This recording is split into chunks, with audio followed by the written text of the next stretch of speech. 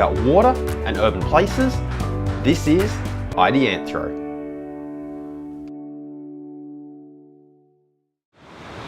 Hey everyone, and welcome back to Ideanthro.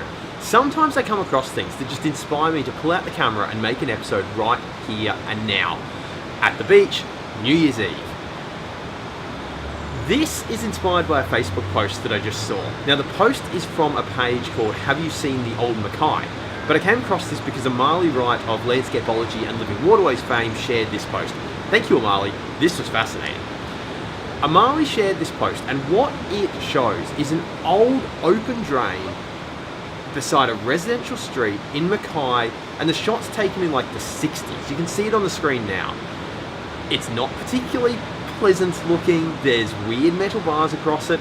There are bollards down one side. There's nowhere to park on the side of the street. There's the odd footbridge across it.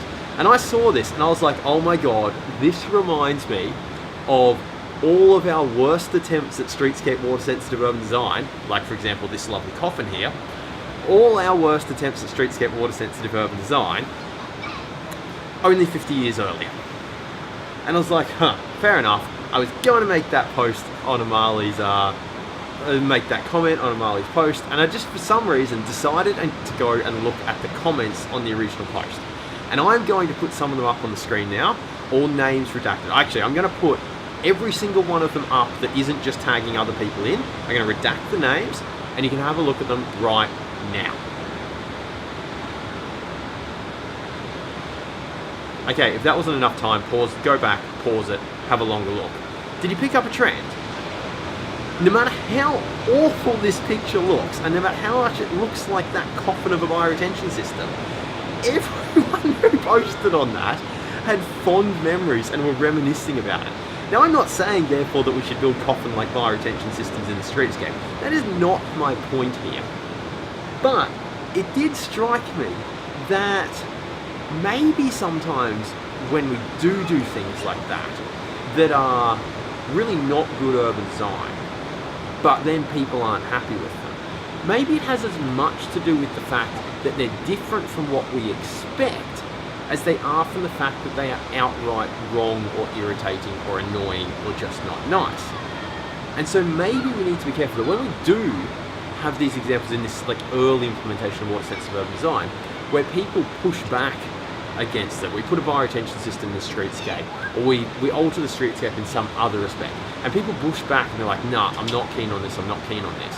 Maybe we should be taking the time to make sure that we separate, well, what is it that's just outright bad urban design, that coffin, and what is it that's actually okay urban design and people would actually come to like it and love it just if given the time to get used to it and if implemented widely enough.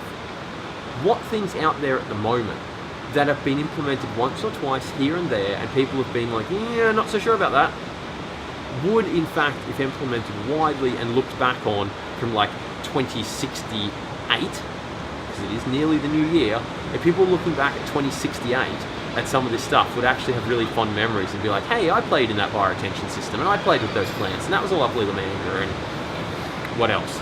Separating those two things. What is bad urban design and what is stuff that we're just not used to yet. Okay, that's the episode. Thank you for tuning in.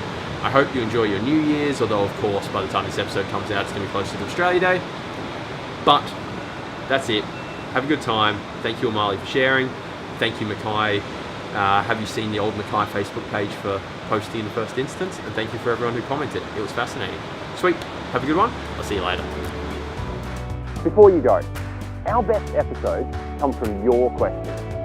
This knowledge base, these discussions that are Ideanthro improve with your contribution. So if there's a topic, an idea, a concept that you would like us to explore, come and ask us. You know where to find us. www.ideanthro.com/contact. You can find us on Facebook, YouTube, LinkedIn, and that place you get your good podcasts from. You know where to find us. We look forward to hearing from you. We'll see you soon.